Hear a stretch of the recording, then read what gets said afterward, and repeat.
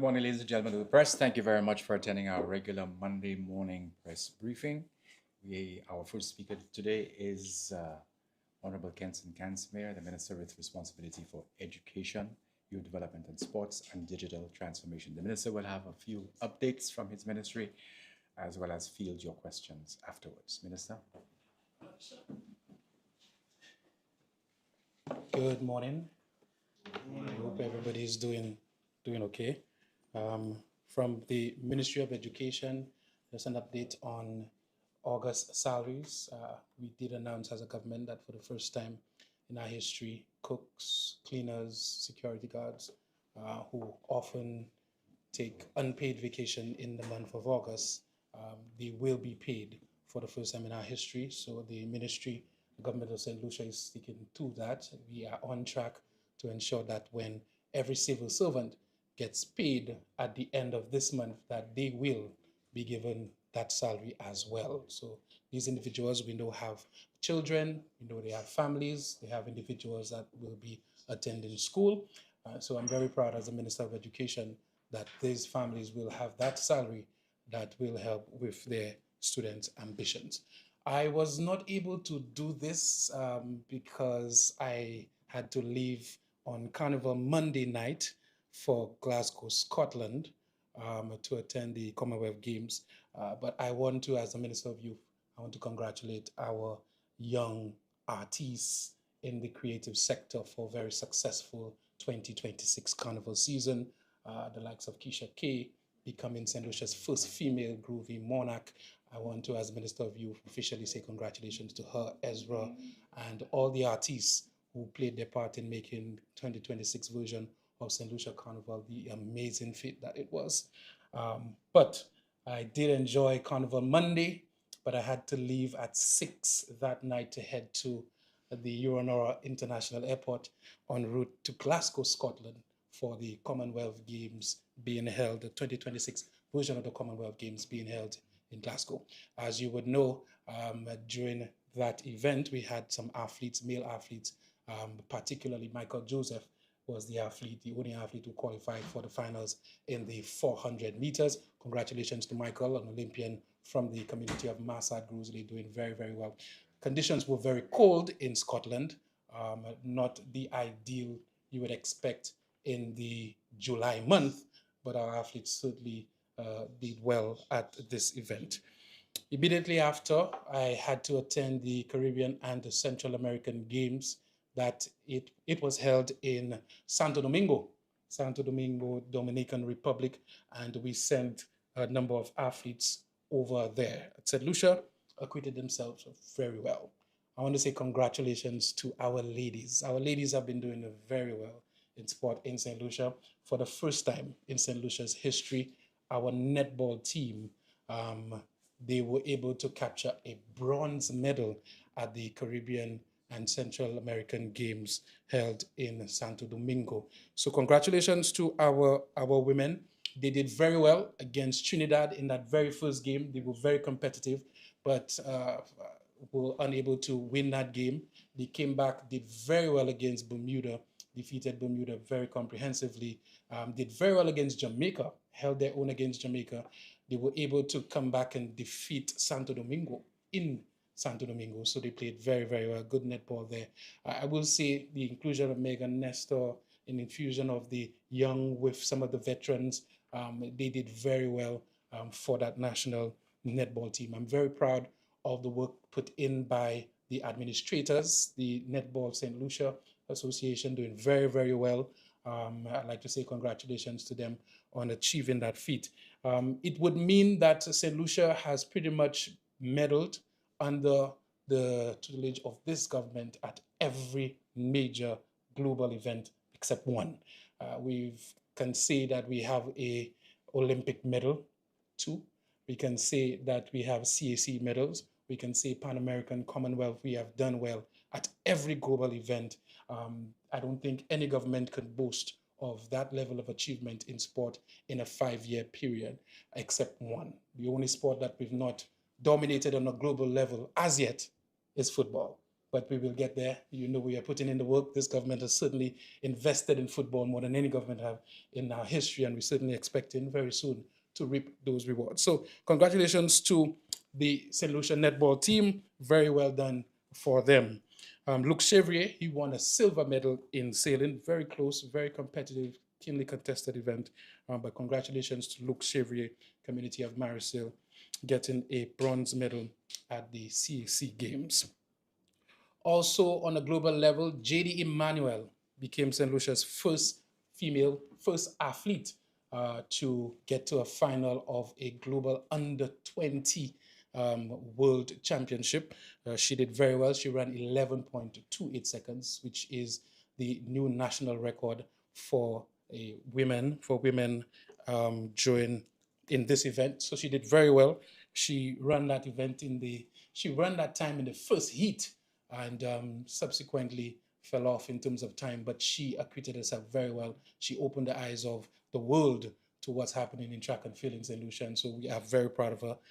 She is getting ready to move on to University of Texas, where she will be joining Naomi London, Julian Alfred in that setup in Texas as we work towards having a 4x1 relay team in our future. So we're certainly hoping and looking forward to that. Finally, in terms of my announcements, I think everybody would know by now, the Caribbean Premier League T20 competition is ongoing, CPL T20 2026. St. Lucia victorious last night, heart palpitations for many of us. I saw a meme where somebody had a blood pressure monitor when watching the St. Lucia Kings. I think it's a little bit more than that. You have to check your pulse, you have to check your pressure, you have to check.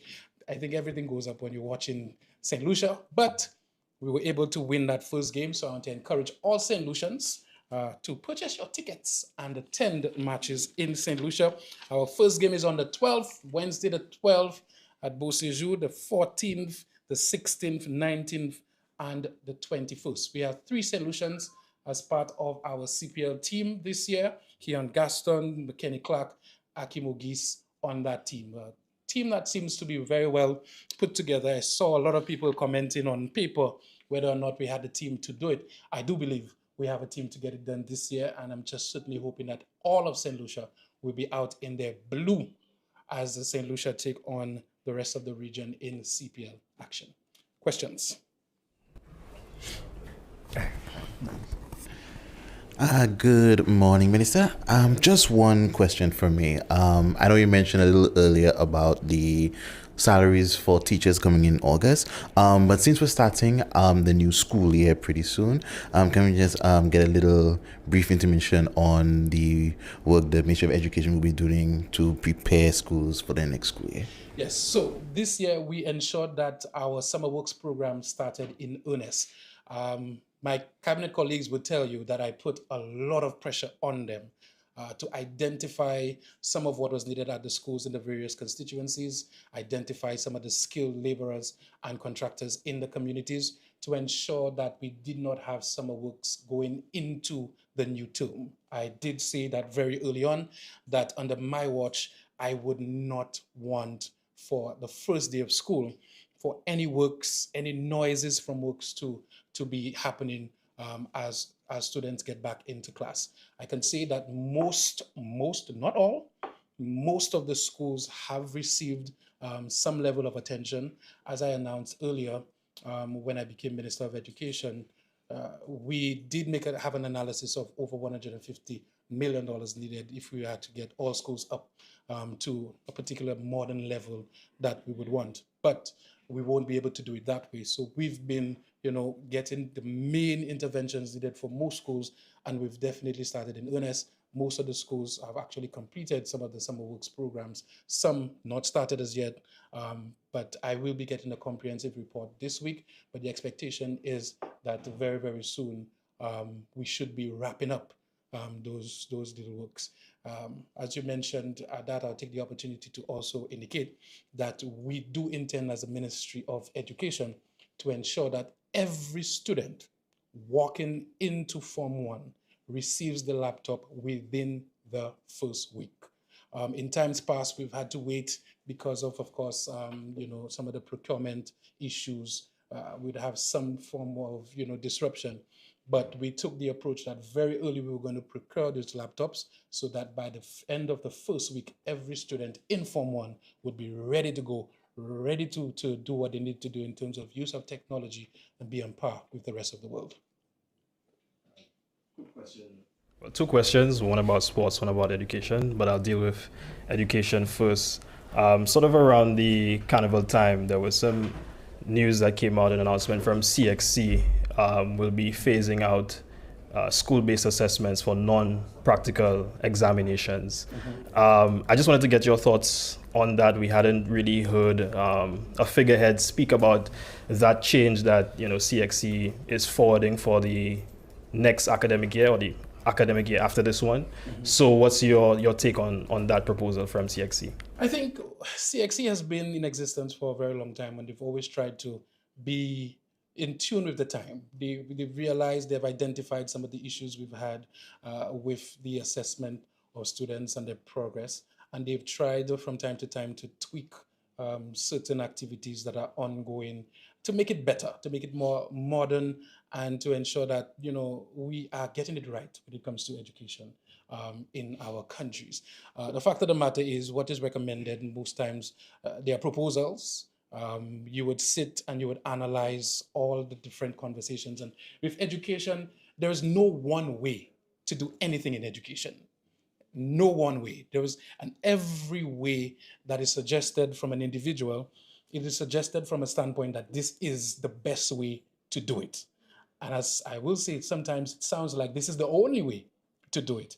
And for me, I've taken the approach that I listen to a lot of the technocrats, the arguments, and even within our own circles, there are different levels of advice given to ministers, different ways of viewing things. And so sometimes you take the approach where you look at the organization and its history and what they are trying to do, and you say, well, okay, you can give it a chance to see how it actually unfolds. And so they've made that recommendation. We've had a lot of conversation on whether it will be effective. I believe that there is some merit to it. There are some questions to how it is actually going to work and function in the best interest of our students going forward. But certainly the hope is to get it right. And we certainly hope that when we do our assessment that we are getting it right. My second question now is might be a little bit more controversial, but earlier you spoke about our medal hall, but we know that Julian Alfred, one of our promising athletes, will not be competing at the Commonwealth Games, and the St. Lucia Olympic Committee had a very interesting response to that situation. What's your take on her not competing, or it not falling in line with, I guess, what's in best place for her, but us missing out on maybe not claiming a Commonwealth Games medal? She did participate in the Commonwealth Games the last time. She did win a medal then. From my communication with the team, she was slated to have participated at the Commonwealth Games in Glasgow, and they did decide as a team that it may not be in her best interest for her to participate. I'll say one thing. As a former athlete, I am very wary, and now minister, I'm very wary of stepping in as a minister and, for lack of a better way of phrasing it, forcing an athlete to participate at an event that the entire technical team around her has advised her not to participate. Because here's what, I was in Glasgow. The place was cold. It was late July and it was cold. It would have been remiss of me as a minister to place a call to Julian Alfred and say, Julian Alfred, I believe you should be participating at Commonwealth Games. And as a matter of fact, I will insist that you give due consideration and reconsider and participate, only for Julian Alfred to have suffered an injury in Glasgow. And I think at that time, all of St. Lucia would have been, the minister that called her and told her to go to Glasgow, and look at now, we have an Olympian, and look, she's injured, and injuries are so funny. It could have been her last event. Now, at the end of the day, I see the wisdom and I see the need, and I would have been the happiest minister to have been in Glasgow to see her donning our colors and winning gold in the 100, gold in the 200. And if we had a 4x100 meter relay team, gold in 4x100 meter relays. That's what I would have wanted. But the fact of the matter is, the decision was taken by the individuals in consultation with her. Whether or not it was communicated in a timely fashion to the Olympic Committee is obviously up for discussion. But you have to understand the Olympic Committee's mandate. It is to actually put out St. Lucia's best athletes to the rest of the world. So their position is not incorrect. We need Julian Alfred to be representing St. Lucia at most of the global events. And that is what they will endeavor to do, put the best athletes out of representing the country. That is their mandate. And so it's an ongoing conversation. We do have a method of selecting the athletes for global events that I believe at the end of the day will be followed. And so I have no doubt that in the coming years, Julian will be participating at those sort of games once it's within her best interests. I don't think we've had a conversation since the 2026 sitting of CPE examinations. We have not. We have not. While we continue to boast both local and regional achievements, of course, I think there is conversation that our students are not better prepared for the transition from primary into secondary school. So you have teachers and students who are working very hard for the CPE examination, but that sort of academic excellence is not replicated beyond the primary school level. My question is, how are we better preparing our students to excel? How do we know that it is not better? How? How can we make that? How can we have no objective measure? Let me answer your question. Thank you. Good question. The fact of the matter is there was an adjustment to what we knew as common entrance exams 4 years ago. All right. The fact of the matter is those students who transitioned from primary school to secondary school, they are in that sort of transition phase for 4 years. We will not know if they have been better prepared, if they are doing better, until they have written the exam that measures the progress at the end of that 5-year period, which is what we call CXC and CSEC. So I think it would be remiss of us to have any objective measure as to whether or not it works or not until we've seen how that cohort performs at next year's CXC examination. Now, do I have concerns? I can tell you, as a father who just went through that process with twin girls writing that examination, of course, I'm extremely nervous about a measurement of somebody's IQ or academic achievement based on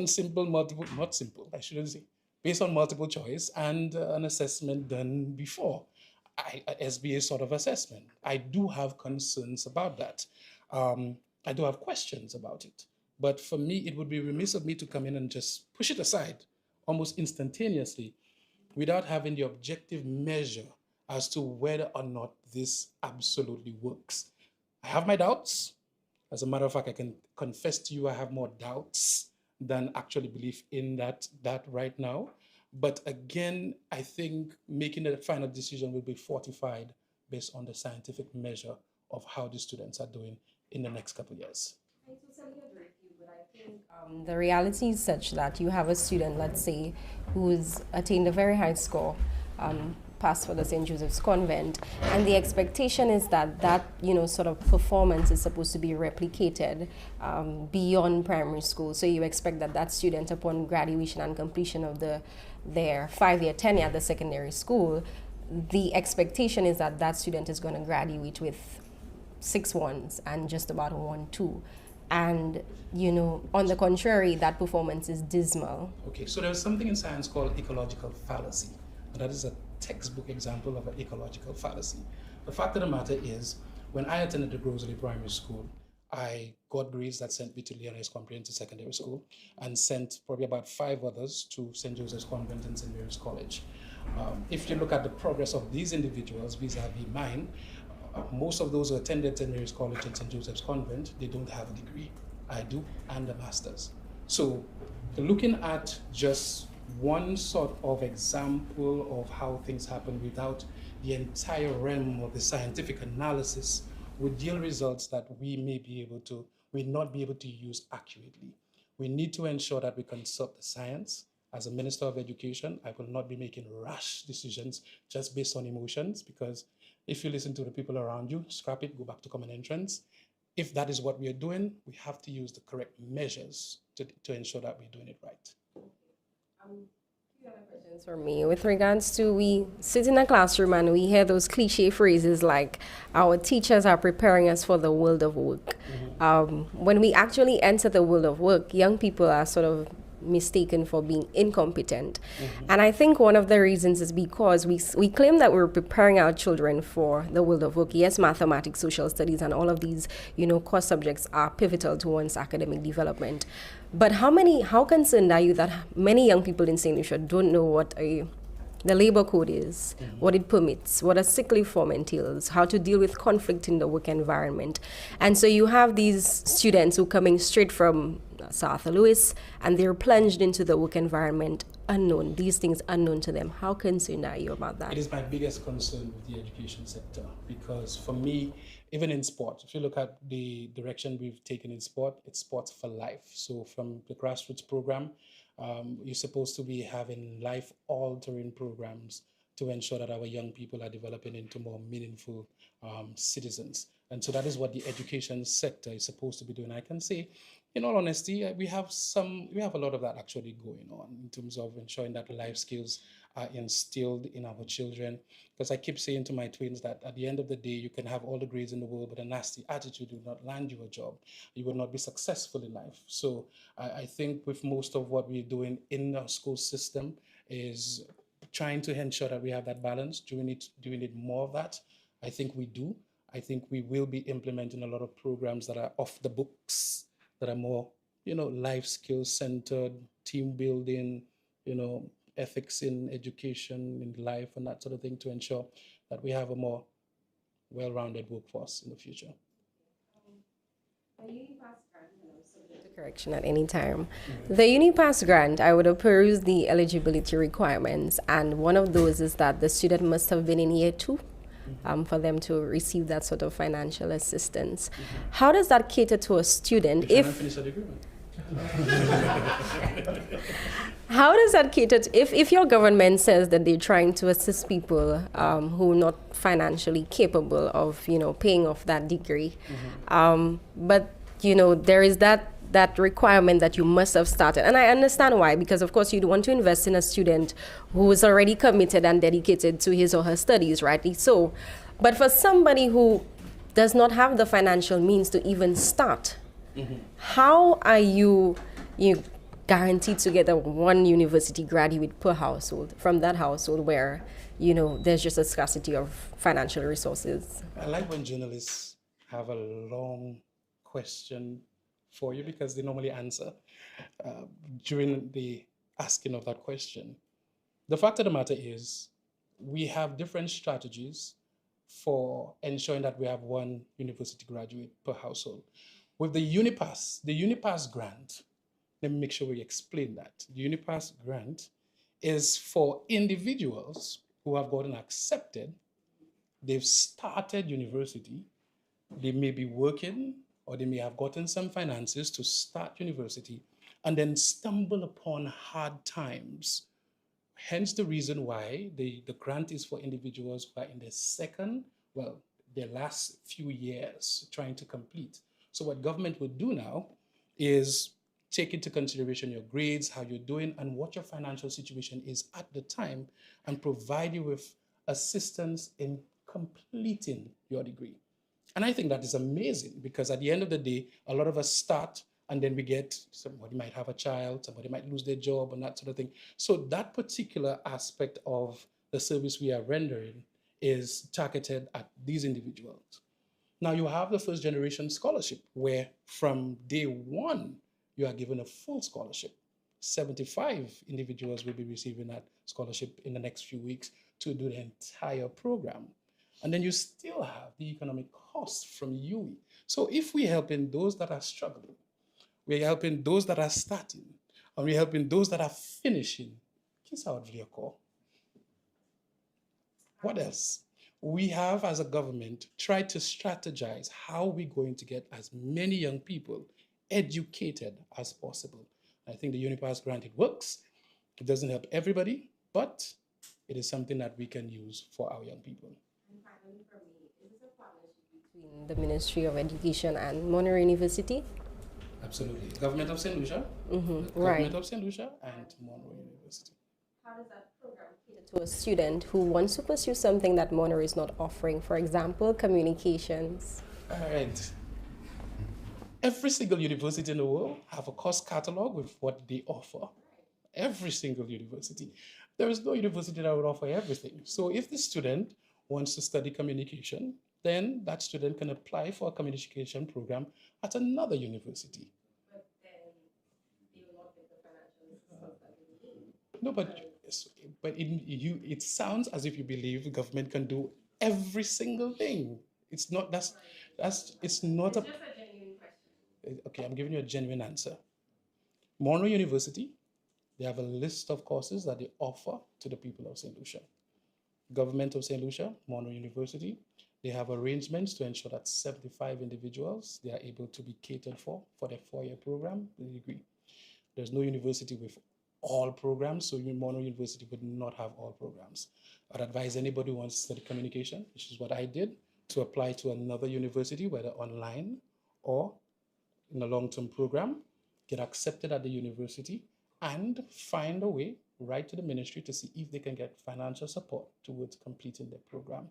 Work with private sponsors, work with other individuals so that they can finish their degree. But there is just no way, it would never be possible for all subjects to have been taught by Monroe and that all individuals could get access to Monroe University. It just does not happen. 1 second. That's it?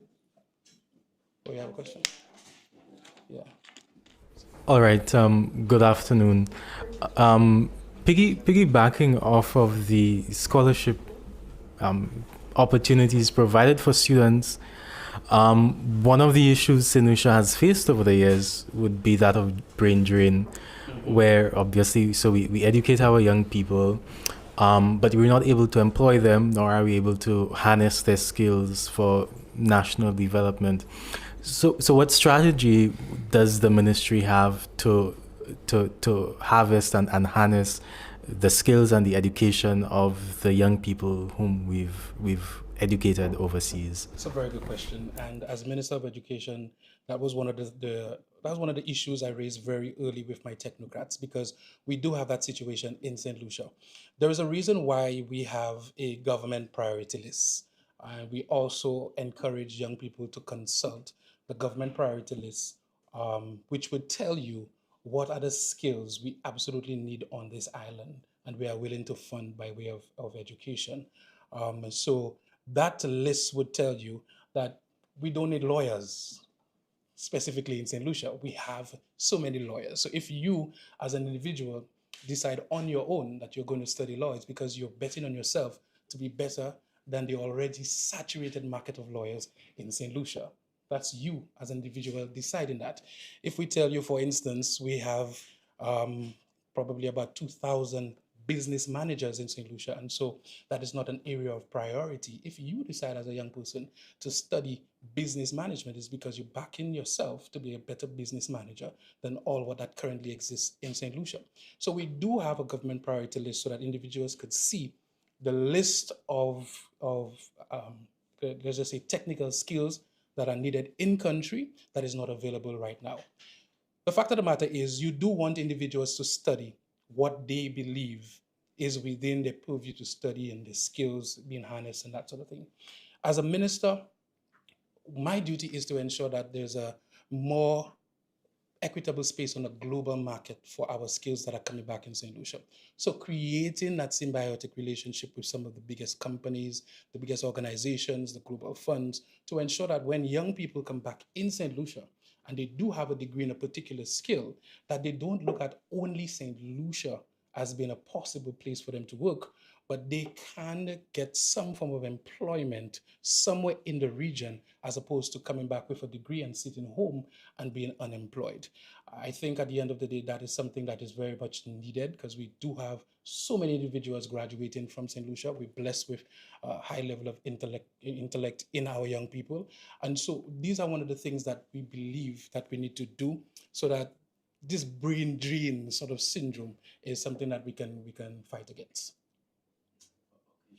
Um, but also, um, we have to somehow come to terms with a reality that many will not want to work in Sinusha at all, and so I recall, at least during the budget presentations of this year, your government would have outlined, let's say, a broader shift of, let's say, harnessing the financial resources of Saint-Lucians in the diaspora.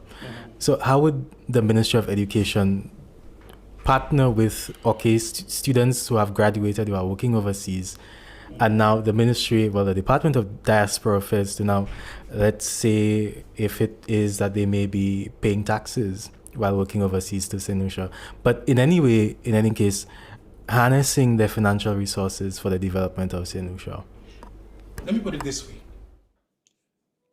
As young people in St. Lucia, I believe we need to be very strategic and we need to be advised on how we structure our careers. We have a lot of young people that believe that the second you get a degree with very little experience, that you're entitled to $6,000 at the end of the month because you have a degree. The reality is it just does not work that way.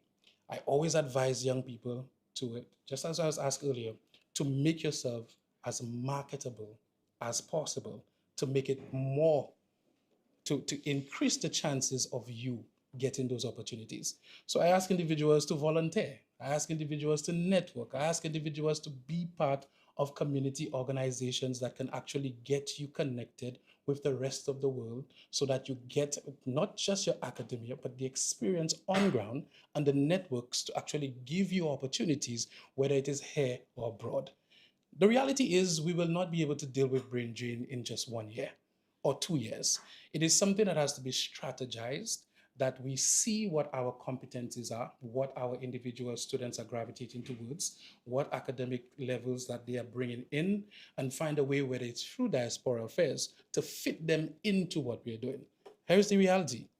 All of our research is showing that we need more technical skills in terms of TVET education in St. Lucia, more plumbers, more electricians, more individuals that are into woodwork technology and carpentry and joinery.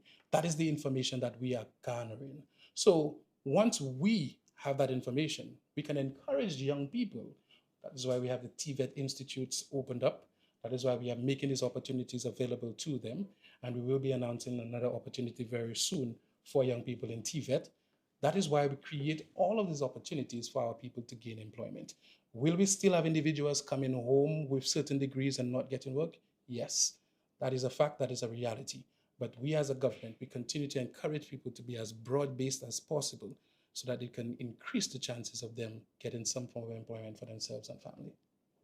Okay, but lastly from me, so separate and apart from students who are dedicated to TVET and the others who might want to further tertiary education, I noticed that your ministry is, particularly youth development and sports, focusing on skills development among young people. Would you make now a call to more young people to develop their professional and personal skills so that even if, let's say, you might work at a retailer, you're still more marketable, you can do, I don't know, CPR or stuff like that? I'll say this again. For me as a minister, what has worked for me, in fact, as an individual, what has worked for me is being as broad as possible, not being this just one-track minded individual that just believes in academia and only academia is going to take me through. I think connecting, skilling and reskilling, learning, the use of different technologies that are available, AI, instead of being afraid of it, gravitating towards it to see how it could be useful to you and your career. These are some of the things I would recommend to young people because we are living in a changing global environment and it's going to be even more dynamic over the next couple of years. So skilling, reskilling, from time to time, getting experience in some jobs that we don't even want can come back to help you as an individual as you move up in your career. Yeah, last question? Yes. My name is Phoebe Popo from Choice Media Network.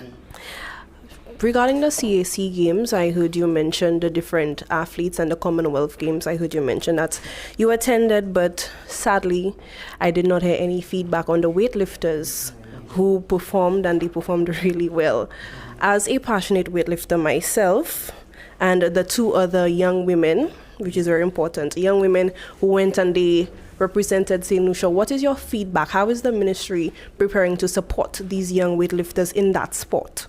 Okay, so the Ministry of Youth Development and Sport we've had a number of challenges over the year in terms of the whole ideology of we being, okay, so there are different sort of thinking as it pertains to sports development. Some people, the school of thought would be focus on what you're best at. So you would have the belief that St. Lucia has been doing well in cricket, track and field, they've been doing well in, let's say, volleyball, they've been doing very well. So you focus most of your attention and finances on these sports, and then you augment some of your efforts on the other sports. So there is that theory. We've had previous governments who've actually mentioned that this is the way to develop small island sports.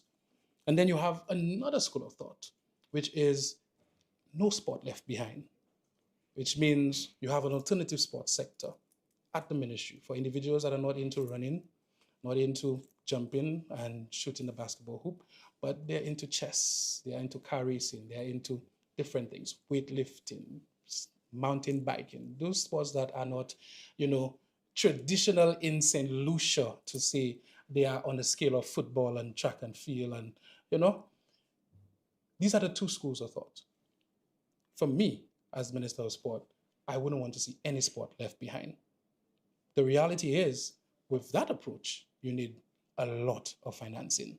You need to be able to give weightlifters, which is one of the more expensive sports, because you have to do supplementation, you have to do gym, you have to do a lot of time investment in that.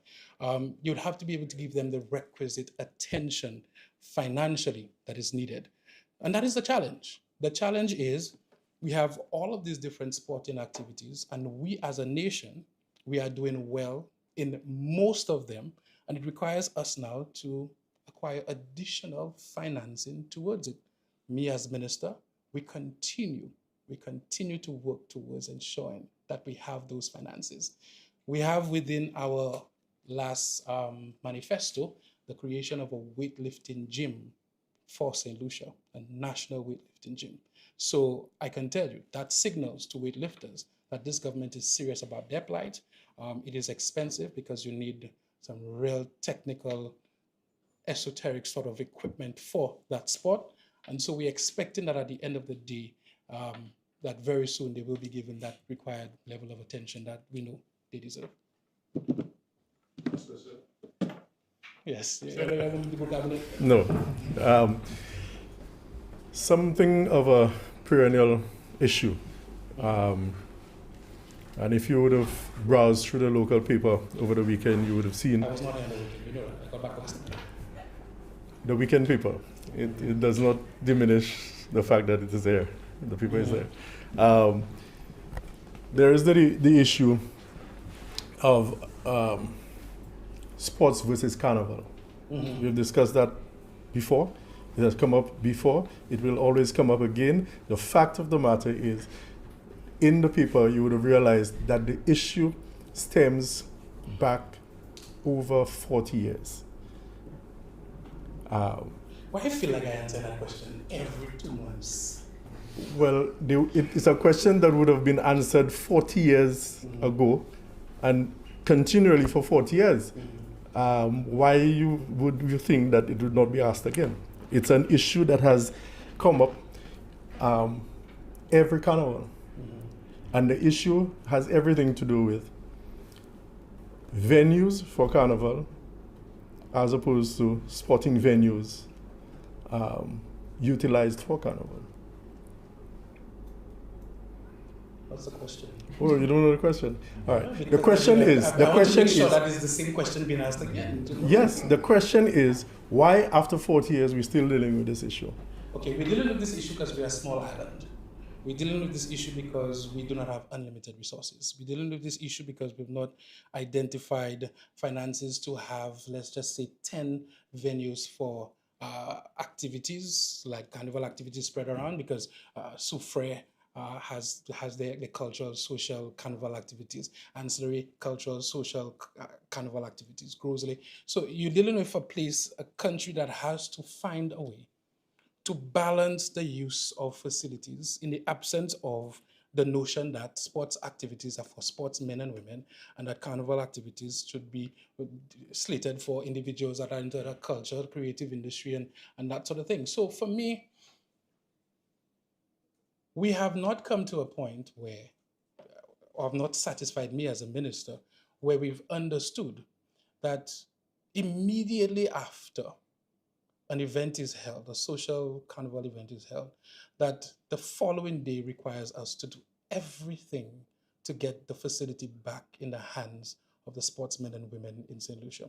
Until all and sundry understands that we all need to place effort into ensuring that instantaneously that the facility is placed back in the hands or available to young people instantaneously. Until we don't understand that, we'll continue to ask that question over and over. And you'll continue to hear the Minister of Sport say he don't want any carnival activities on the field because, and I've been brutalized for it, but I've said over and over again that all of us need to understand that we need to be more responsible in how we use our facilities. We need to be more considerate of sportsmen and women and the plight and them being off the blocks to ensure that we return the facilities to them immediately. Every single year, I have to ask for that to happen immediately. Is it safe to say, or can we say, that the reason why this is not resolved is because we're not committed to resolving it? I think and bearing in mind also that the facilities are never returned immediately. It sometimes takes months. Me and you are saying the same thing. We are saying the same thing. I, Kenson Kazmi, as Minister of Sport, would prefer for us to have the sports facilities available every single day for young men and women to improve on their skills. That is my desire. But as you've heard from other ministers, you've heard from individuals who've opined on this very subject over and over, it's a small island with very limited facilities for both activities happening separately. And so we need to coexist. My question and my response is, let's be serious about the coexistence. Let's be serious and let's commit to immediately doing all that we need to do for the following week or the following day to have meaningful sporting activities happen. The fact of the matter is it has not. And I'm going to continue to express my concern on this. I'm going to continue to express my desire that we, at the end of the day, continue to make sportsmen and women, in fact, everybody as a stakeholder needs to be given their level of attention, but more has to be done to bring the facilities back to the level that it was found before the activities were held. Yeah? Thank you all. Water.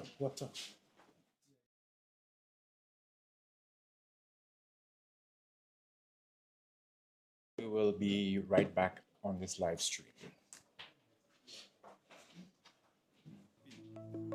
Ça, c'est pour toute cette Lucia qui n'est un case qui a pris 3 ans.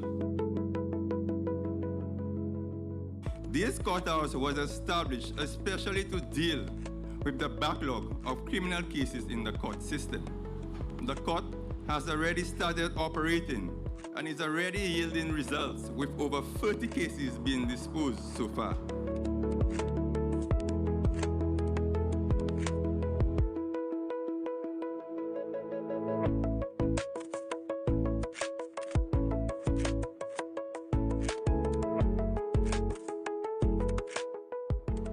I am informed that of the 138 or the 1,138 cases pending as of the 31st of March 2026, 587 of them, 51.6%, have been there for over 6 years. By any measure, this is unacceptable and justifies the saying that justice delayed is justice denied. The administrators of justice will have many reasons for this deficiency in our system. This mounting backlog of cases has been a pressing issue for my administration since assuming office in July 2021. This morning, I'm pleased to say that this long-standing issue is now being addressed following my administration's early declared intention and commitment to do so. So I'm very happy that we can sort this thing out. I'm very, very, very pleased. It's been the government's commitment to deal with the justice system. And I can tell you, we've made tremendous investment in citizen security in this country. Tremendous investment. What's happening at Borderley? Doing work at Borderley. Tremendous investment. And very soon, we're going to be begin the construction at the former George Charles Secondary School. We're going to be beginning the construction of young men who have issues with the law. Something which will be different from a prison, but we'll have where young men will be able to get some rehabilitation. That's going to be pronounced next month. And as I declare officially open this court, I want to remind you of the insightful words of the civil rights leader, Martin Luther King Jr. And he said, "True peace is not merely the absence of tension, it's the presence of justice." I thank you.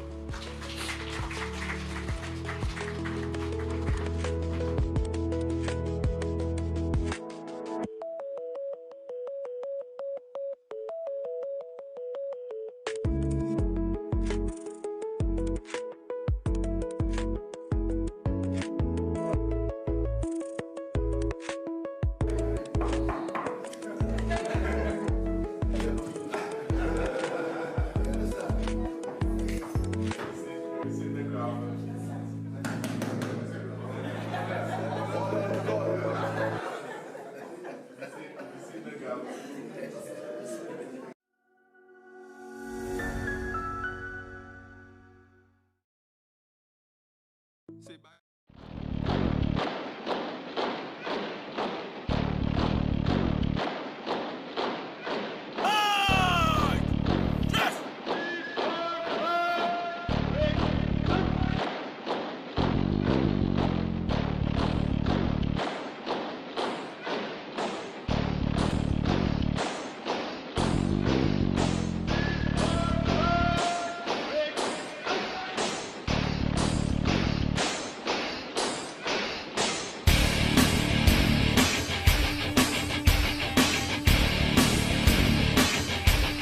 We salute you.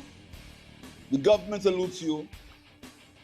We hope that the integrity and the commitment and the professionalism of members of the fire service, the bodily correctional institution, and the police force remains at the highest level. We will do our best to improve your conditions of work and to make life more bearable for you. Rest assured that you are important, you're very important, and maintain your dignity and your integrity. I thank you very much. Today's contract signing marks the continuation of the Northern Pipeline project. For this significant national investment, we are finally rehabilitating the severely corroded transmission line. We must embrace life. So protecting the lifeblood of St. Lucia is exactly why we are gathered here this morning. For decades, the arteries of our national water network have been under immense pressure. When we look at the Northern Pipeline, we are looking at infrastructure that was installed over 40 years ago, laid down in an incredibly aggressive environment. The data speaks for itself. 43 to 50% thereabout of our water is non-revenue. That is nearly half of the water we painstakingly produce, that is bleeding into the ground through these aging pipes before it ever reaches a single tap. For the last 12 months, the government has invested $1.2 million in Wasco every month. Something not known by many people. And incidentally, these funds have come from the CIP program.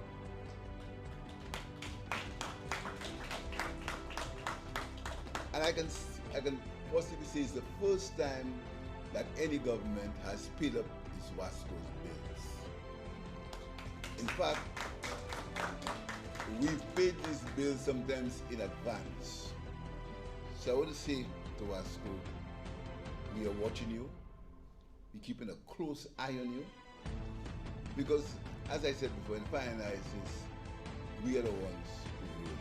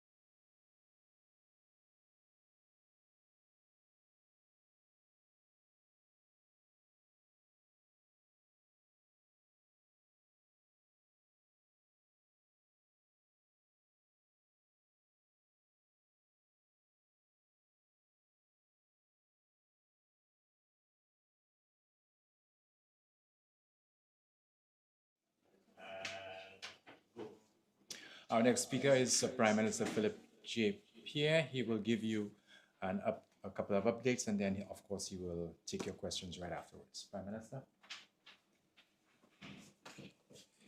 Thank you very much.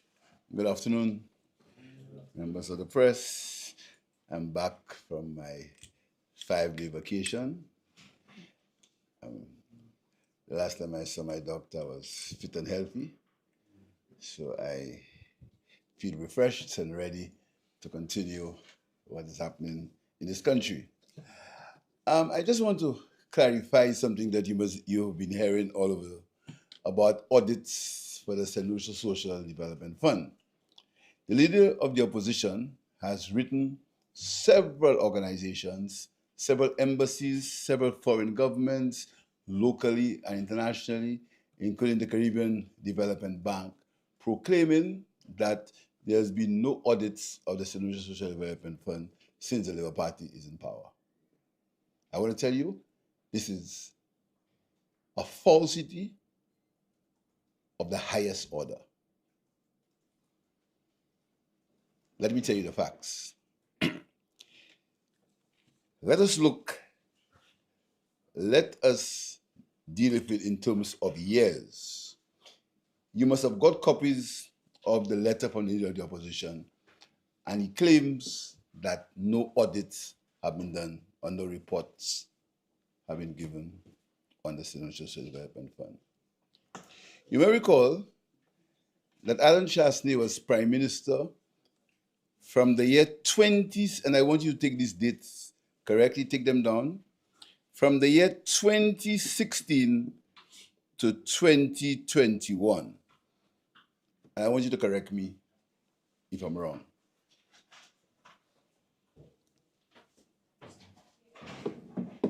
The last audit, listen carefully, please. 2016 to 2021, the then leader of the opposition was Minister of Finance. The last audit for the St. Lucia Social Development Fund was done for the years 20 2017 and 2018. These audits were done in March 2023.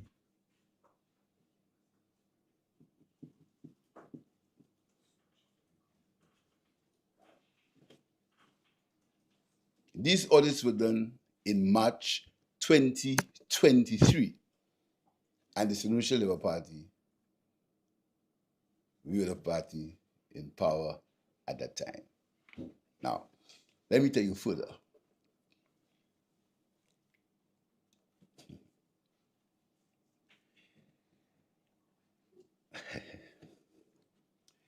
Upon assuming office, the current board of directors initiated the process of auditing the financial statements of the St. Lucia Social Development Fund, recognizing the importance of ensuring that financial records were necessary. The process initially focused on clearing the outstanding audits for the financial year, for the financial period 2016 to 2021 under the United Workers' Party government. The audit for the financial years 2016 to 2017 and 2017 to 2018 has since been completed under the administration of the current board of directors. As part of its efforts to address the outstanding financial statements, the board encountered challenges in obtaining the necessary supporting documents for the subsequent financial years 2017 to 2018, 2018 to 2019, 2019 to 2020, and 2020 to 2021, all under the governance of the United Workers' Party. No audits were performed, none. Following extensive discussions with the auditors, the board reached a mutual agreement to proceed with the preparation of the outstanding financial statements as qualified statements. And the leader of the opposition will be advised what a qualified statement means. I will try to give it to you in layman terms after. This approach allows the SSDF to address the outstanding years and advance the auditing process despite the documentation challenges encountered. The SSDF is now looking ahead and is pleased to advise that the auditors have committed to delivering unqualified audited statements, that is, once the records are there, for the financial years 2022, 2023, 2023, 2024, 2024, 2025, and 2025. The board is working closely with the auditors who have been appointed with the objective of having these statements finalized by the end of 2026. So the only reason why statements have not been prepared is because the United Workers' Party, under the present leader of the opposition, failed to present audited statements for these years. And the years that were presented were years 2016, when they took over the SSDF from the St. Lucia Labour Party. And all the years before that, audited statements on the Labour Party were prepared. I know it's very difficult to believe that. I see you closing your eye. I found it incredible myself. Honestly, I know that some politicians distort facts, but that one was incredible. To make it worse, I have copies of the financial statements that are prepared for the years ended 2017 and the year 2018.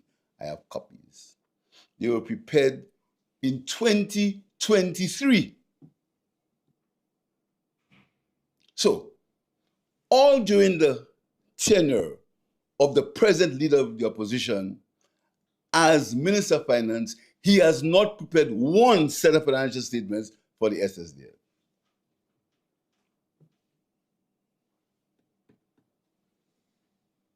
Not one. And this same leader of the opposition, in his quest to damage St. Lucia, has written the entire world accusing us of not preparing financial statements. When he, in his tenure, he never prepared one.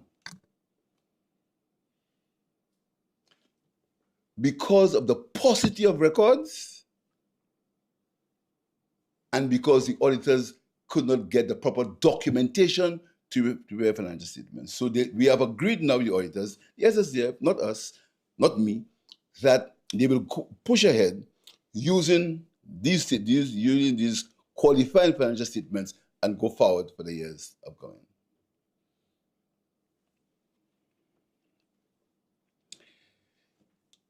So, the entire world has been told that my government failed to prepare audited financial statements. I will now have to write, which you see, when people do that, perform in that way, it damages the country. Because here you have a gentleman who was leader of a country writing a falsity when he himself, who was Minister of Finance for 5 years, never prepared financial statements, never. These statements have been prepared by us in 2023 for his years.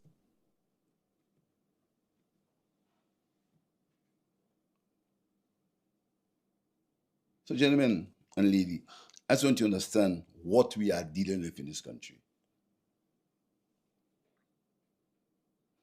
And I can make the statements available for you to see the years and to see when they were prepared. We have employed auditors, and these auditors are going to move forward with the rest of the years because they could not go forward because of the paucity of records that we inherited in 2016. Inherited. When they go into government in 2016, the years before, 2015, 2014, 2013, statements have been prepared. When we inherited them, so in 2021, the paucity of records going forward, from 2016 going forward, was so bad, the statements could not be prepared. So they had to go into an arrangement with the auditors to move forward. And then we did 2017, which is the year after we got into government, which is the year after they got into government, but we did the audit.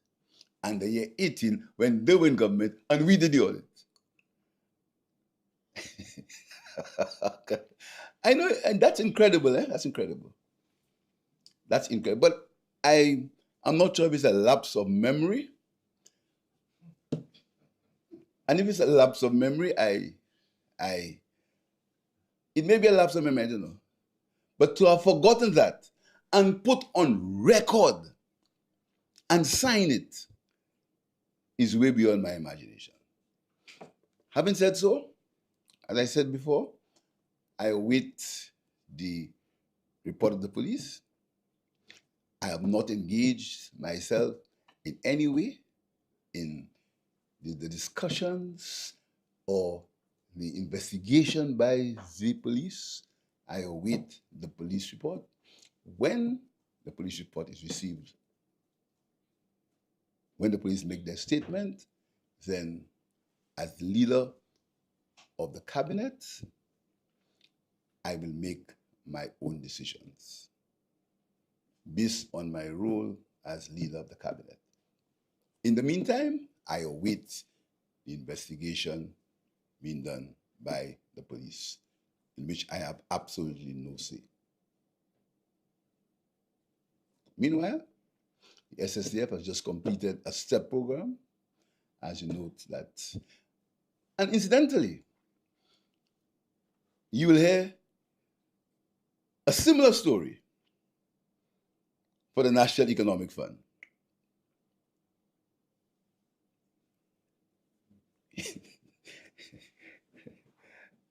You'll hear a similar story. You'll hear it, a similar story.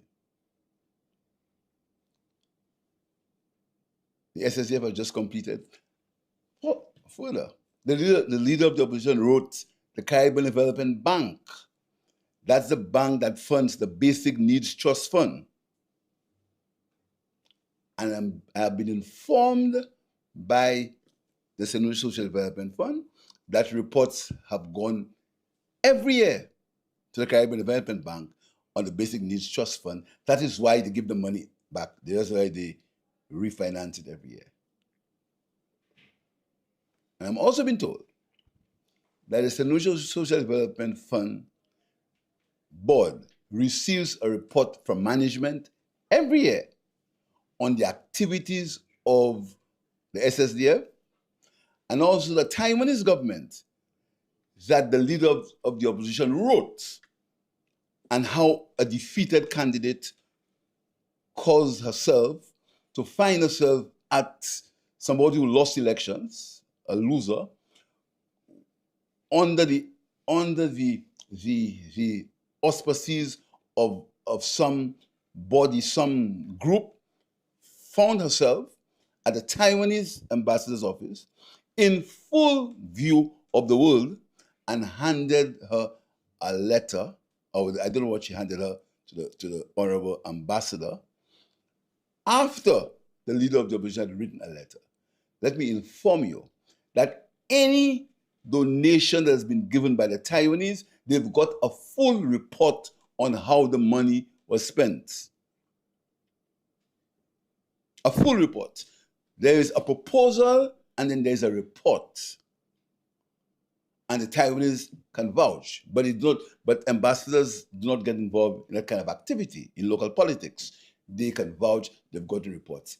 Anyone who has contributed to SSDF has got a report on how the money was used. And the only reason why there's not an audit report, because the United Progressive Party failed in their 5 years.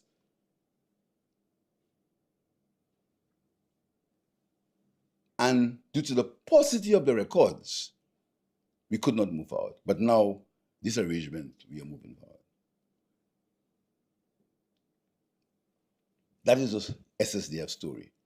So it's very sad for political reasons to damage the good name of the country that the leader of the opposition go in public view and put his signature on what he knows very well is untrue.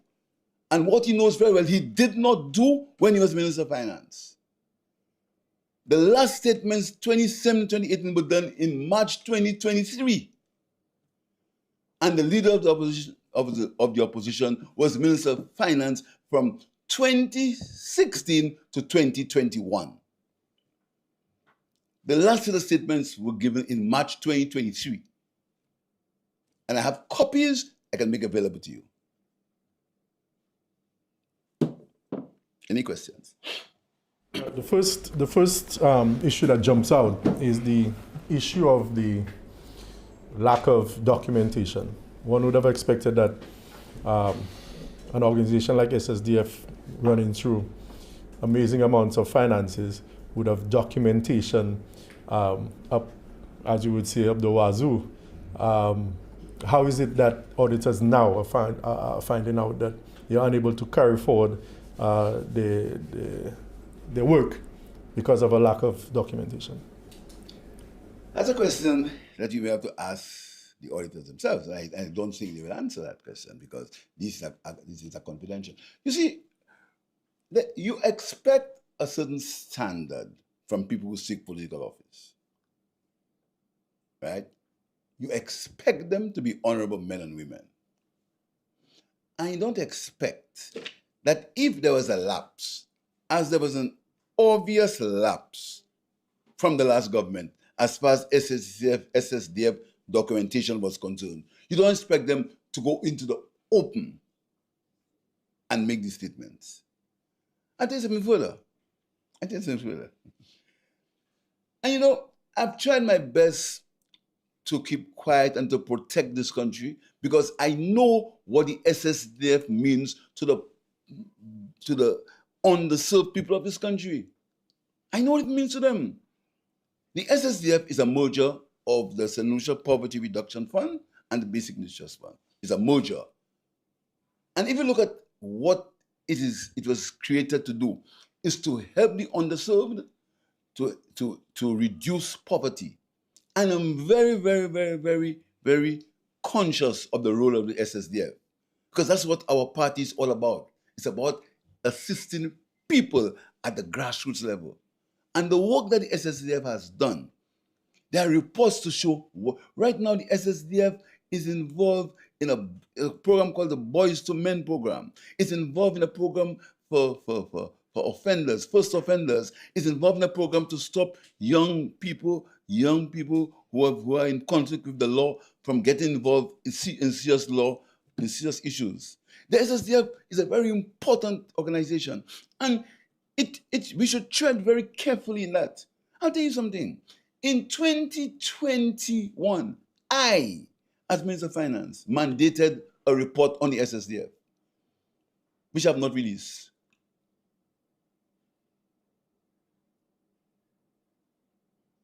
You may tell me why. I was not in government. I was not in government I was not in government between 2016 and 2021. It could not have affected me. I did not release it because of the way I take the role of the SSDF so seriously. Because I know that organizations like the SSDF, it's not very easy for them to get funding. I know that because they are social institutions. And the IFCs, some of them, are not very keen to fund social institutions. I have a copy of this audit report, an audit report on specific things. I have it. I've not released it because of my sensitivity towards the work of the SSDF and almost not to expose what happened. What happened in 2021, 2020? I have the records. You must have heard about a project called Synergy. We can go on there, you know. But my job is the politics is over. You see, Ran, let me listen. I'm a true Democrat. I believe in the will of the people. I believe in people. I think the people elect governments. And the people select governments. When you're in opposition, you have to fight, but you cannot try to destroy the country. You should not try to destroy it because it's a country that you may want to govern. So I have the report. I can show it to you. I have not. It calls people's names. It calls constituencies. It's there. It's there. You know, many people shout, oh, you talk about corruption, you think about, I have a country to run. And what's important to me is that the children have to get their CXC paid. I want every household to have a university graduate. I want every household to have running water. Next week, we're going to be signing a contract for social housing. That's what's important to me.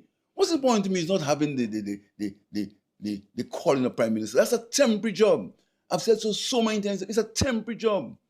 But when I leave, the people will remain. And this is why I just allow a lot of things to go by, which I can defend. You have documentation. I mean, government. There's documentation. I can show you.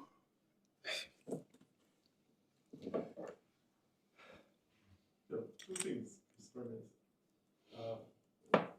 If the report of 2020-21 is damning. There may be issues of criminality. So a withholding of that document may very well be not something to do. But also, in the final analysis, there is damage that would have been done, obviously, by the letter coming from the opposition leader. There was damage. How bad do you think it is? There was damage up to, we had some people in the US, and then they commented on St. Lucia's political situation, which is a complete fabrication. There's no crushing of democracy in St. Lucia. But you write anything? Have I ever called any of you in this room and say what to write? I've never done that. Some of it, I don't like it. Some of it I think is unfair, but that's your job. And some of it I think, wow. But when you write, when you go and tell people overseas that St. Lucia has suppression of the press, people can't speak, you realize the things that they write about us on Facebook? You think we don't know who writes it? Sometimes one person, just writes in different names. One person. You see, the technology is available, you understand? But we don't, because I have a greater purpose.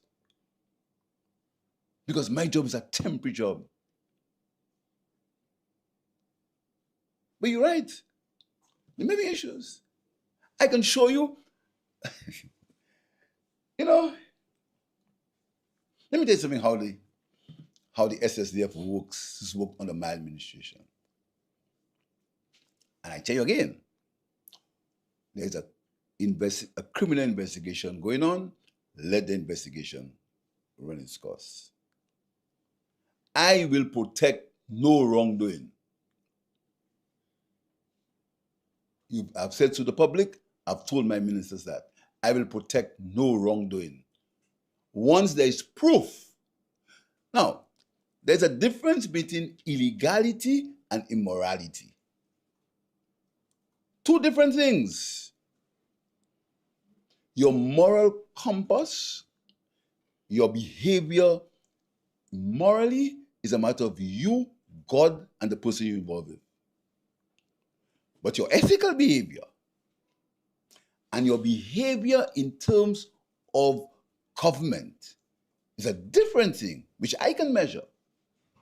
But as I always say, and I want to quote the late Sir John, who is without sin cast the first stone.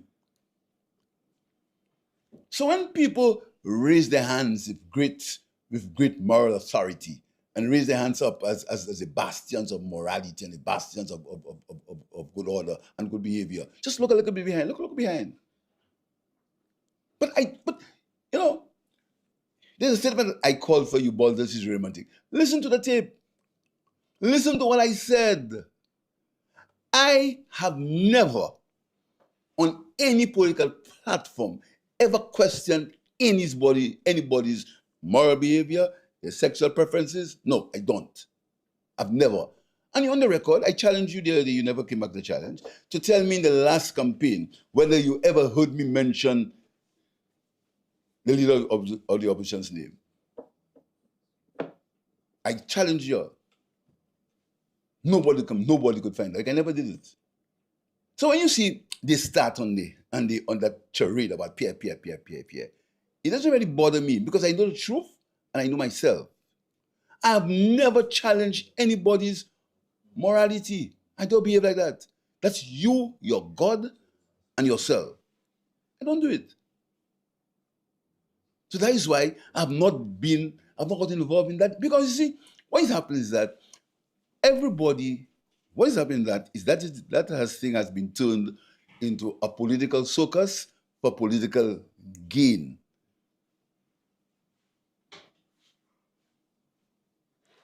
I repeat myself again. Suran, you're very correct. But I always look at the bigger picture.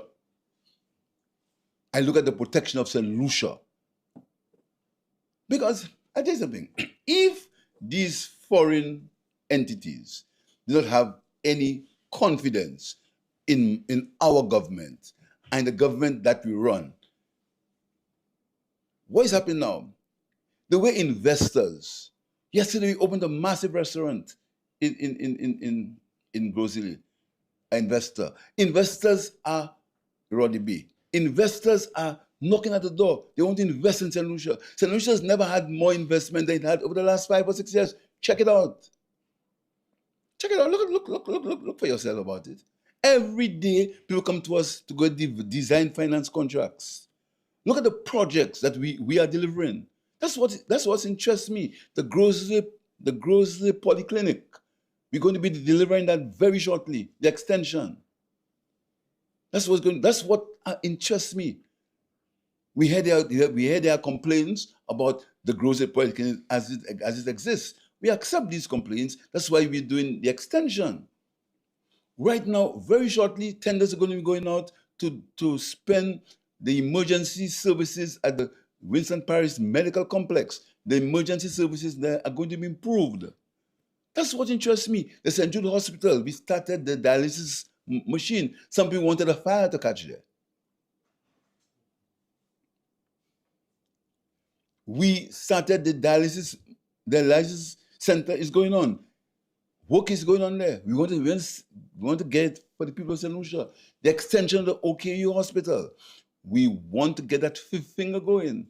The schools. If you go to the Enchibo school, you see a brand new building is being completed. 6 other secondary schools are being completed. We're going to pay for the first time 5 CXC subjects for the students going to school. We have an education program that we're going to spend almost $3 million on education support for children going to school. And by the way, the leader of the opposition got his allocation.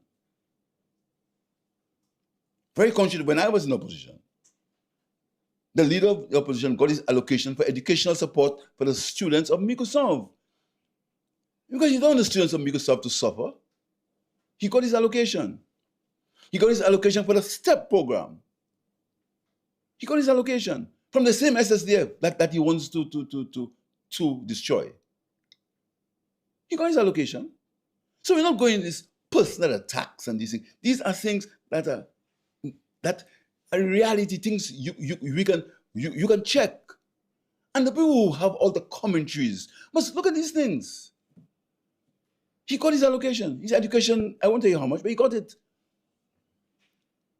Which, at his total discretion, he can, like any other parliamentary rep. Like any parliamentary rep.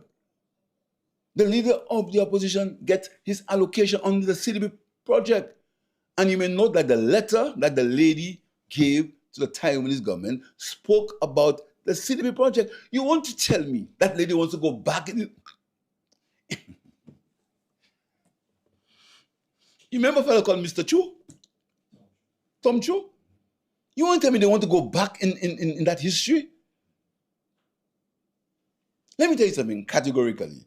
There is no minister who has any checkbook from the SSDF in his pocket. No minister. I can say so. There is no minister in my government who has ever had any SSDF checkbook in his hand. No minister.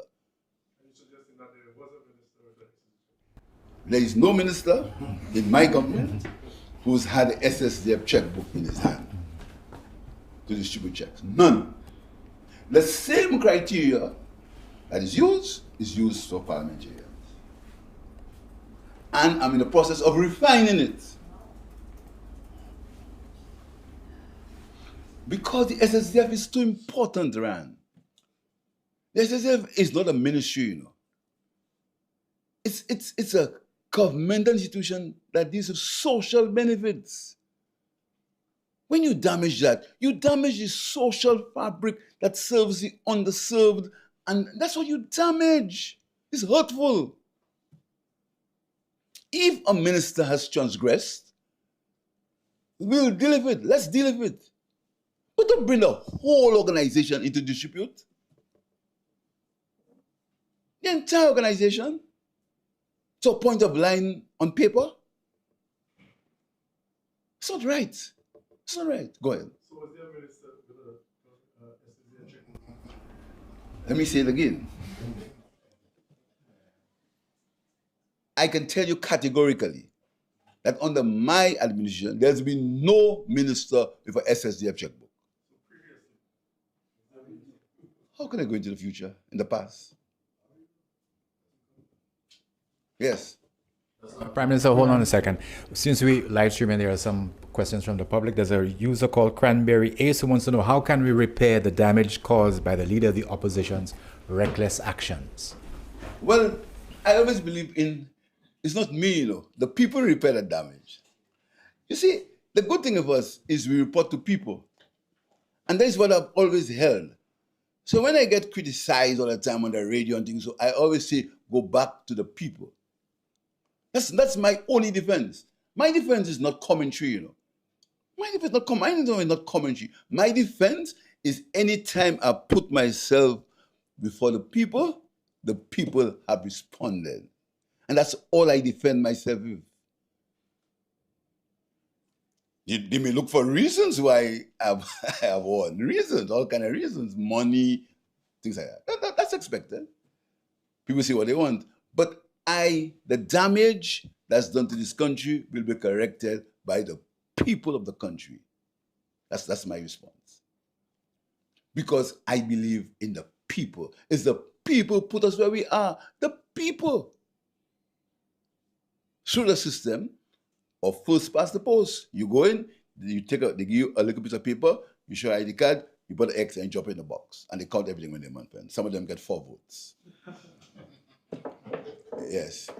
Good afternoon, Prime Minister. Good afternoon. You seem to be very passionate about the deterrence of reckless driving in St. Lucia. Oh, you've changed the topic. Let's finish with SSDF and come back to that. For some people have SSDF questions. Anybody else have SSDF question? Okay, is there? I know you had a. I know you said you had done a report or asked for a report in 2021, but given to what you've just revealed about that 5-year period, and you also spoke about one of the economic funds, do you see merit in looking closely at these entities in terms of, well, for that 5-year span, there was no financial account. So do you now see a merit in looking closely at these organizations and what goes on in there? Well, that's a good question. There always is place for reform, for review, for re-engineering, for looking at things differently. There's always, nothing is perfect. We are looking at these processes. We are looking at processes, and we refine as time goes. Like, let me give an example. Now, anyone who gets a contract for less than, I think, $6,000, he has to have a written contract. Anybody, a written contract. Now, all contracts must have a picture of an ID card. All forms of assistance must have an invoice from the. So supposing you come and say you want some assistance for medical situation, you have to have an invoice from the medical institution. So we refine these processes all the time. We refine them. And that's how we had new rules of engagement. All the time, these rules of engagement are fine-tuned because we're in a state of constantly trying to improve our situation. So you're correct. We're not perfect. There are loopholes in some of the systems. In any system, there are loopholes, but we are in the process of refining. So you're very correct. We are looking at refining them. But whilst we're doing that, we don't want to damage, we don't want to burn the house to kill a rat. Yes. Any more SSDF? Yes. You? Okay, so you've spoken about what the opposition or the operatives have done in terms of writing letters and so on. No. The letters are written by the leader of the opposition. Yes. So is there any way, since you've expressed how important the SSDF is to St. Lucia, is there any way that both political parties can sit together and perhaps draft an agreement of let's say conduct, right? So even if you're in opposition, you will not do political parties. Well, yes, but to manage the conduct of politicians. Well, that exists. There's integrity the Integrity Commission, there's the integrity of, there's, you know, all this is, you know, all what the leader of the opposition is saying, you could just tell him in Parliament and ask a question, you know. If it wasn't the need to create mischief and to spoil Lucia's good name, he could stand, the leader of the opposition writes the Director of Finance. The Director of Finance doesn't report to the minister, the leader of the opposition. The Director of Finance reports to the Minister of Finance. The leader of the opposition has the Public Accounts Committee. That's what he reports to him. Not the Director of Finance. When you take a young man who's just beginning his life in public life, in public service, and you damage his name, call his name out, your surrogates put his picture on social media. What are you doing to a young man? What are you saying to other young St. Lucians who want to make their contribution to this country? The Director of Finance doesn't report to the leader of the opposition. The leader of the opposition reports to the Public Accounts Committee.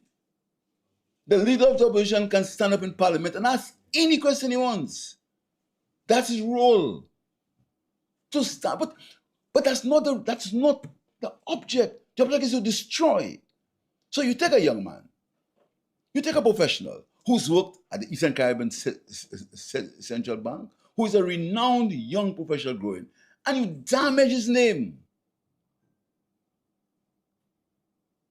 So what happens to other people who want to come and work in St. Lucia? What happens to them? What message are you sending to you young people who are at universities? What you saying a message? Damage the poor man's name. You call his name out. You single him out. And to make it worse, he's not even chairman of the SSDF, you know. He is not even chairman of the SSDF. But he's the target that you go after. You know why? That is to frighten civil servants, to instill fear in their hearts, so they can't do their work. That's why. That's the only objective. Not for the truth. The objective is to instill fear. I'll get you. Revenge. That is the reason why. It's not a quest for truth. Because a simple phone call. The leader of the issue could stand in Parliament and say, Mr. Speaker, I have a question. Why and when was the last audit for the SSDF performed? He'll get all the answers. But no, he has to write the Taiwanese. He has to write the Americans. He has to write the British. He has to write the Caribbean Development Bank. He has to write to damage Lucia's name. Not the quest for truth. And I will not be part of that. I will never damage Lucia's name. Because I know when I'm gone, St. Lucia has been managed. So when you attack the Director of Finance, you attack all young professionals who are doing their job. The leader of the opposition in a letter accused auditors, you know. He goes in a completely different direction and says that he wants another body to appoint auditors. You don't know how auditors take their role seriously. Auditors can be sued. Auditors give opinions on financial statements. And when they're in doubt, they qualify these financial statements. They say, we cannot verify these figures. That's a profession. They have a charter. They have a code of ethics under which they work. But he writes a letter and asks that they be appointed differently. That means he has no confidence. And to tell you the truth, just look and see who has been appointed as auditors. But you know, in his own mind, he in his own mind, imputing improper motives, he thought he knew who was appointed as auditors or who would be appointed as auditors. So he took what he thought was a preemptive strike, not knowing that the same auditors he left are the same auditors that are here still. But he took up. So then the name of these auditors, he's attacked them by his letter. Written words, you know, he's going to speak of accent better than me. But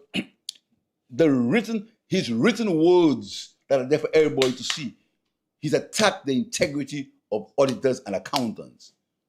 And these are the same people who he left when he left government. That we never changed. Same people. He attacks them. And he asked for the Auditor General. The Auditor General, like the auditor, is also an accountant. So indirectly, he has attacked her. Indirectly, he has attacked her because he's asking for special treatment of auditors. Somebody else must go upon the auditors. So he's attacked the Auditor General, who is asking to supervise somebody that he's attacked. You know, I don't know if you'll seen young members of press, if you've seen what I'm saying, you know. And if you look at the difference and the damage that's been done to this country. The Auditor General, he wants to look at it, he's attacked her because she herself is an auditor. And read the letter for yourself. You got a copy of the letter? I don't think the one you received, we can share it with you. You can share it if you want. Yes. Good afternoon, Prime Minister. Just one small question is in regards to SSDF. We've now seen the leader of opposition when he was in power who has failed to actually release the audit reports. Prepare the audit reports. Is there any regulations or any laws within that country that says if a government who has failed to prepare audit reports, is there anything that's going to be happening? As I said to you, you can't legislate everything. I made a point several times before. You cannot legislate everything, right? You can't legislate everything. There are no specific penalties relating to that, but you expect to be honorable and to speak the truth. Same thing with Deputy Speaker. We expect people to behave in an honorable fashion, but there are no laws as such that say that. Yes, SSDF. All the people that the leader of the opposition wrote to, do they now know the truth? I'll have to tell them. That's a message here. Our friend wants to. Prime Minister, onto the issue of reckless driving, I was saying that you seem very passionate about the deterrence of reckless driving in St. Lucia. But how does that passion replicate to tangible investments in road infrastructure, railings, barriers, etc.? Very good question. First of all, there's personal responsibility. And that is what we seem to be missing all the time. Personal responsibility. Right? And whereas we do all the... Have you noticed the amount of barriers that have been mashed up? People driving them, you know. They mash it up, they're driving them. I mean, you have to be realistic. I mean, we say things that sound... Well, I'm not saying you. When it comes to attacking governments, we find it very easy to attack governments. Put barriers, put light with it.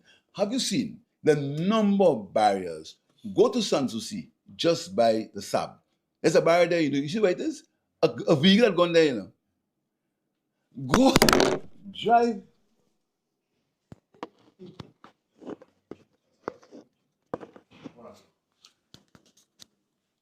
Drive in the Calvary. Drive on the Calvary. The barriers there, you know. The fellas enter them. So I agree there's need for more barriers. If you notice, the Minister of Infrastructure started remarking of the Grocery Highway. You notice that? Right. All the new roads that we've built, they've been marked. The Chaussee Road was marked. The new roads have been marked. But we need to have more barriers, but we also need to deal with personal responsibility. But we're going to be embarking on, if you notice, the bollards on the highway have been replaced. Right? These things are soft measures that we've taken. But the main measure is personal responsibility of the drivers who use our roads. But we are going to be increasing our soft measures, road marking, barriers, etc.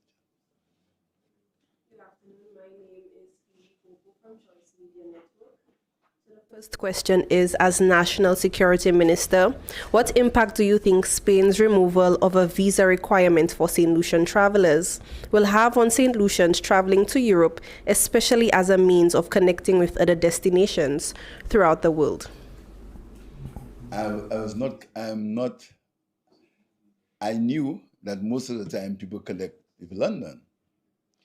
With Spain, I don't know, but we never like to lose visas, but I'm sure Lucia is ready to go to Spain.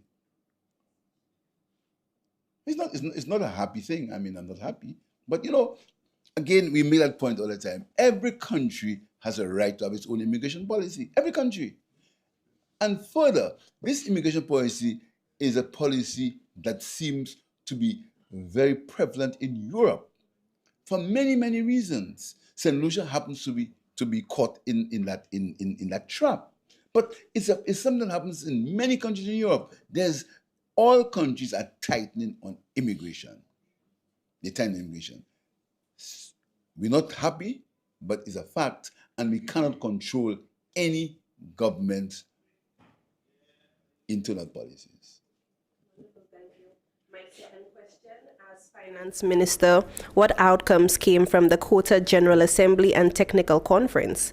Can we expect any impact on voluntary tax compliance and general revenue collection in St. Lucia? Oh yeah, I have. That's a very good question. As you know, we have a very generous tax amnesty, and I must say that we are starting to get some results from that tax amnesty. But we're going to go further.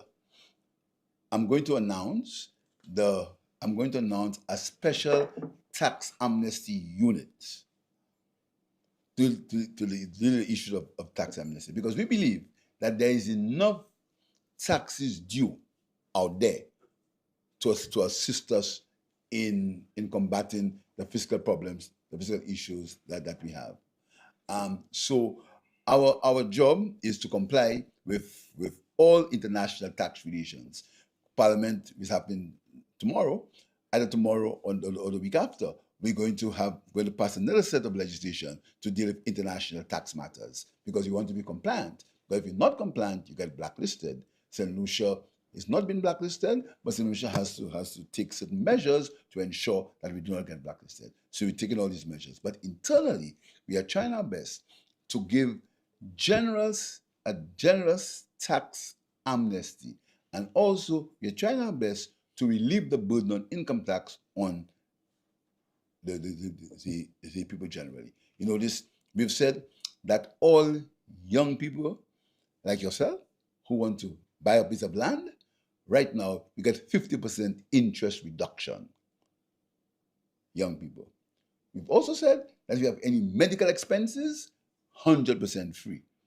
We know that some people want to go abroad to get medical treatment, 100% tax-free.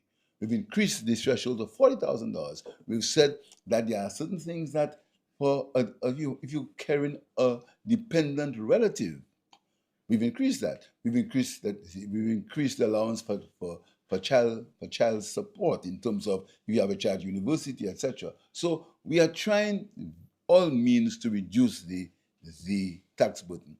You may not know that St. Lucia's VAT rate is the lowest VAT rate in the region.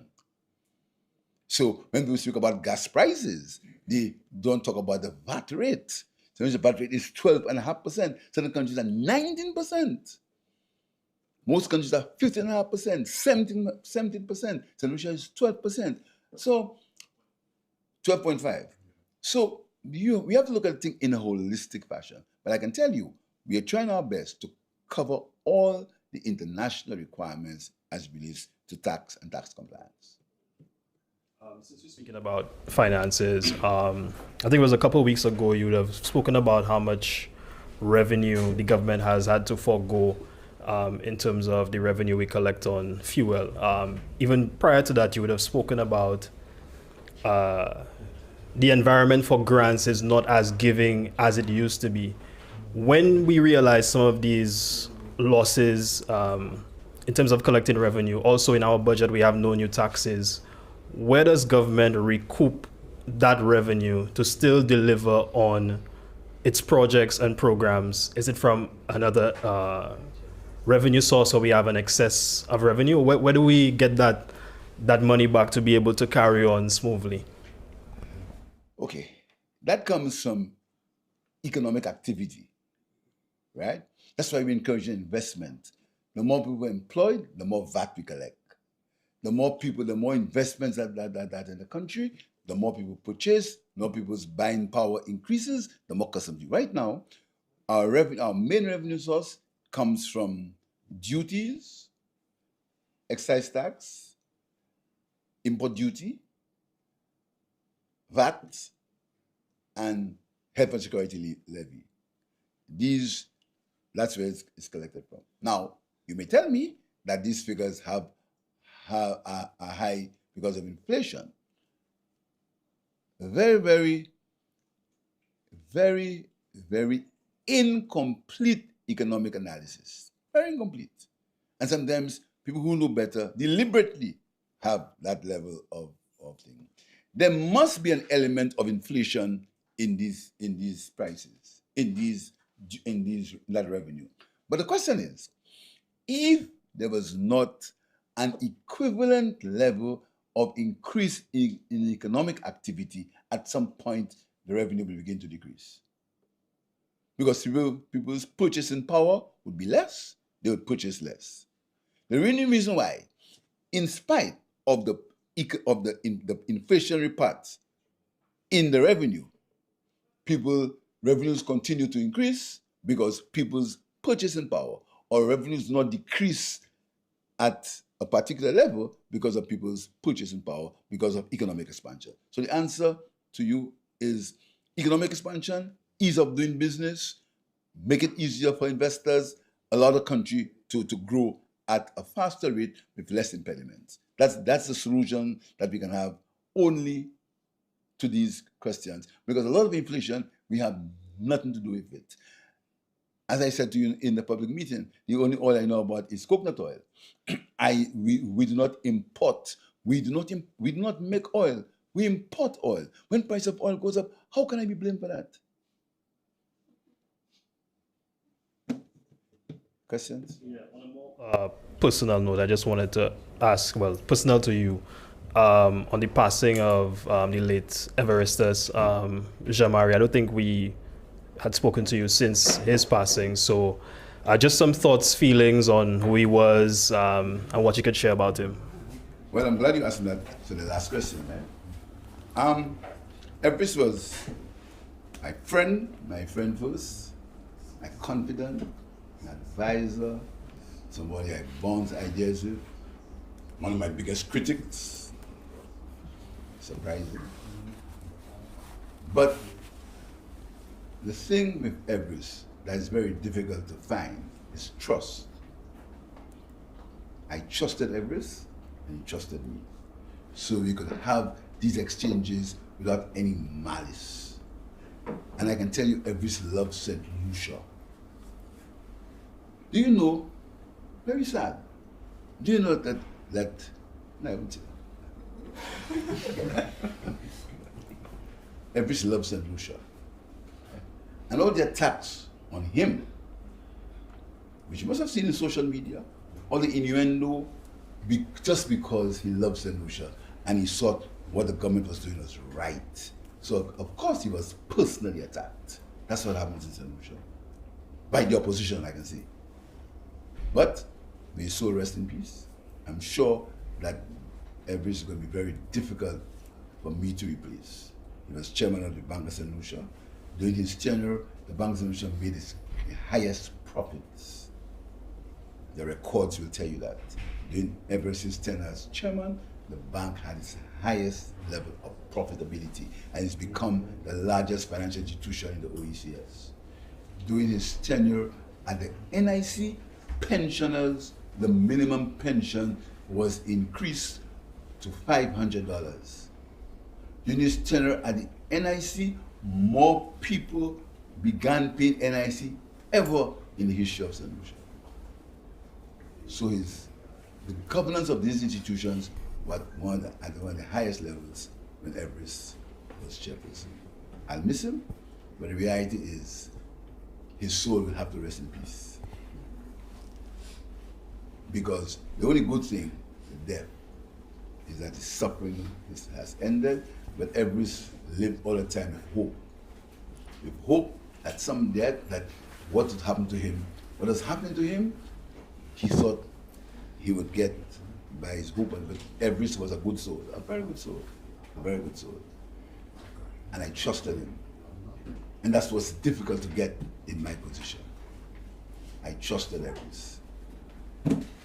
I spoke to him on the 23rd of July.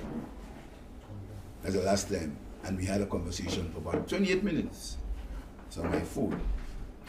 The time, 23rd of July is the last time I spoke to him. And he was full of hope.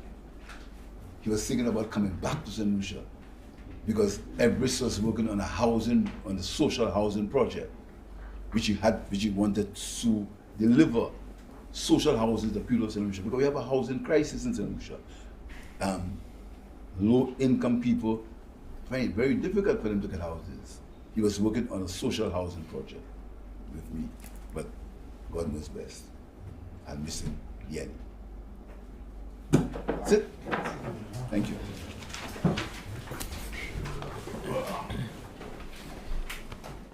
All right, thank you very much, everybody. I wish you a safe return to your respective media organization.